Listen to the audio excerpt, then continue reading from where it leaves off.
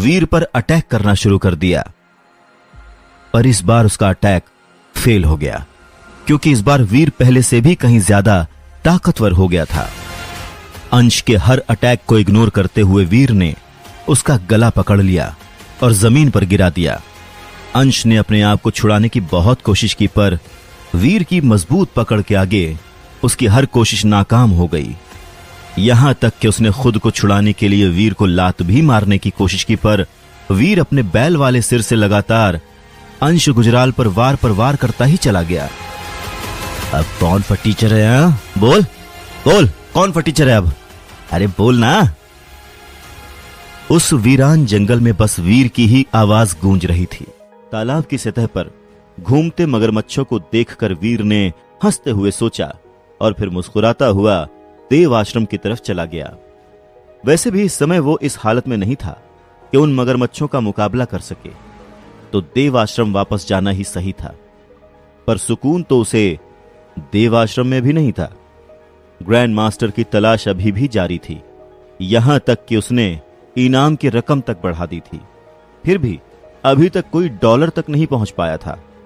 पहुंचता भी कैसे? कोई भी डॉलर को देव आश्रम के सनकी से जो कनेक्ट कर नहीं पा रहा था, खैर उनकी गलती भी नहीं थी। सनकी और डॉलर की खूबियों में जमीन आसमान का अंतर जो था। जिस तरह से वीर ने देव आश्रम में अपना लो प्रोफाइल स्टेटस बना रखा था, उससे कोई अंदाजा तक नहीं लगा सकता था कि वीर उर्फ सनकी ही डॉलर है। भला बेवकूफ सा दिखने वाला लड़का इतना ताकतवर डॉलर कैसे हो सकता है? उस पर से देव आश्रम में कोई उससे बात भी नहीं करता था, और करता होता तो शायद किसी को शक भी होता, पर उनकी नजर में तो वीर की कोई औकात ही नहीं है।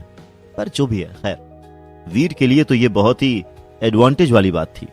अच्छा ही है कोई उसे डॉलर से कनेक्ट नहीं कर पा रहा है, नहीं तो वो अपने मकसद में कामयाब कैसे होता। वीर अपने कमरे में आया और कमरे में कैद तांबे के दांत वाले गैंडे पर एक नजर डाली। अब तक उस गैंडे के शरीर का काफी हिस्सा ब्राउन कलर का हो चुका था, पर फिर भी उसके शरीर का रंग एक म्यूटेंट तांबे के दांत वाले गैंडे जैसा नहीं हुआ था। शायद अभी उसे और डेवलप होने में थोड़ा समय और लगेगा। ये सोचकर वीर ने गहरी सांस ली और देव आश्रम के बाजार में जड़ी बूटी लेने के लिए निकल गया। क्यों रे सनकी, किस एलियन ने तेरा यह हाल कर दिया है? कितनी बार बोला है कि अपने लेवल के एलियंस का शिकार किया कर।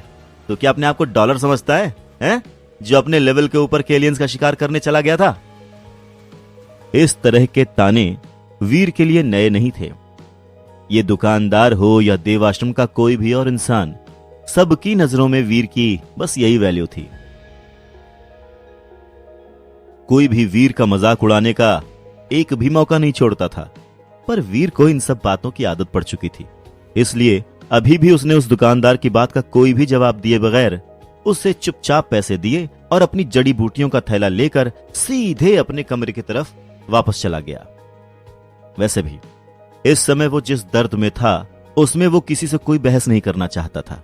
वो तो अच्छा हुआ कि उसके पास जय के दिए हुए 10 लाख रुपए थे, वरना शायद वो ये जड़ी बूटियां भी अफोर्ड नहीं कर पाता। हालांकि पीछे से उसे उस दुकानदार और वहां मौजूद लोगों के हंसने की आवाज आई, तो वो समझ गया कि एक बार फिर वो सब लोग उसी का मजाक उड़ा रहे हैं। पर क्या फर्क पड़ता है, कम से कम डॉलर की तो तारीफ हो रही है ना। अब जब उन बेचारों को नहीं पता कि डॉलर और सनकी एक ही हैं, तो उसमें उनकी क्या गलती है? बोलने तो जिसको जो बोलता है। वैसे भी किसी एक्टर ने कहा है, कुछ तो लोग कहेंगे, लोगों का काम है कहना बाबू मोशाय।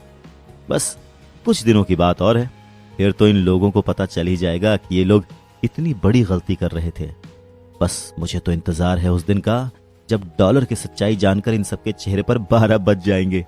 तब तक हो लेने दो खुशी ने भी, क्या जाता है।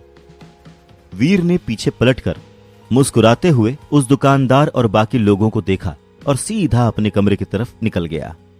उस दिन के बाद से अंश गुजराल से मिली चोटों से रिकवर होने में वीर को 10 दिन लग गए थे। इन 10 दिनों में वीर ने उस तांबे के दांत वाले गैंडे पर कड़ी नजर रखी थी। अब तक तांबे के दांत वाला वो गैंडा पूरी तरह से एक म्यूटेंट एलियन बन चुका था, लेकिन उसका साइज अभी भी एक आम एलियन के जैसा ही था।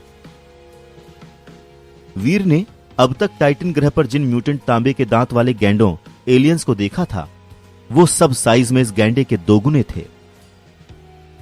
इसके अलावा जिस गैंडे को वीर ने काले क्रिस्टल की मदद से डेवलप किया है, एक असली म्यूटेंट गैंडे के मुकाबले वो ताकत में भी काफी कम है। इनफैक्ट एक असली म्यूटेंट तांबे के दांत वाले गैंडे से तो इस गैंडे का कोई कंपैरिजन ही नहीं है।